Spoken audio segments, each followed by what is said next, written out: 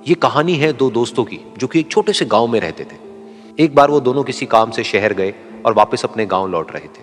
उनके गांव तक पहुंचने के लिए उनको एक घने जंगल से होकर के गुजरना था। और जब वो उस जंगल से गुजर रहे थे तो एक दोस्त को प्यास लगी और वो पानी ढूंढने के लिए रास्ता भटक गए। थोड़ी ही देर बाद शाम हो गई और रात होने ही वाली थी।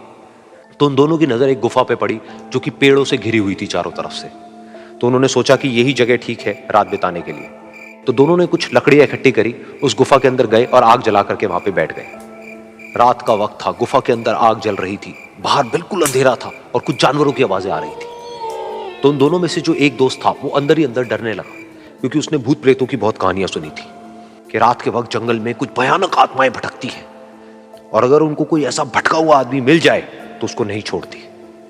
तो जब उसने भूत प्रेतों की बात अपने दोस्त से करी तो उसके दोस्त ने हंसते हुए उससे पूछा, क्या कभी तूने किसी भूत को देखा है?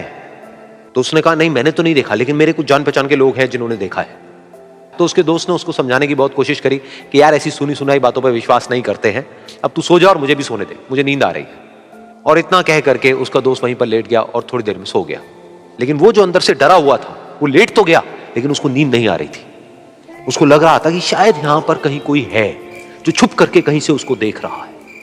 उस आग की वजह से कुछ परछाइयां बन रही थी वहां पर पत्थरों पर, तो उन परछाइयों को देख करके भी वो डर रहा था। फिर कुछ घंटे तक ऐसे ही चलता रहा। फिर उसके बाद में क्योंकि वो थका हुआ था तो उसको नींद आ गई। लेकिन नींद आने के कुछ देर बाद ही उसको एक सपना आया। सपने में उसको एक बहुत ही भयानक परछाई उसकी तरफ बढ़ती हुई नजर आई। अब जैसे जैसे वो अंदर से डरता चला जा रहा था, वो परछाई उसके और पास आती चली जा रही थी और बड़ी होती चली जा रही थी। और उस परछाई में एक हाथ उसको नजर आया जिसके बड़े बड़े नाखून थे, और वो हाथ उसकी तरफ बढ़ता चला गया और उसके गले तक पहुंचने ही वाला था कि तभी वो डर करके एकदम से उठा। फिर उसने अपने दोस्त की तरफ देखा जो कि सो रहा था, उसको पकड़ करके जोर से उठाया।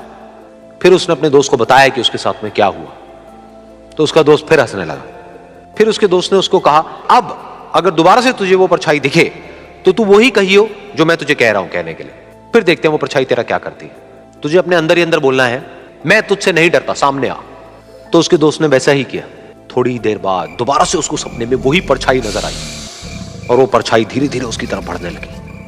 लेकिन इस बार वो उस परछाई से डरा नहीं, बल्कि अपनी पूरी हिम्मत जुटा करके उसने वही कहा, मैं तुझसे नहीं डरता, सामने आ। मैं तुझसे नहीं डरता, सामने आ। मैं तुझसे नहीं डरता, सामने आ।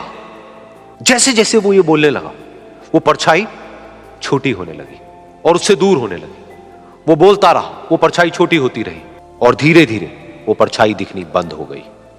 बिल्कुल ऐसा ही हमारी जिंदगी में भी होता है।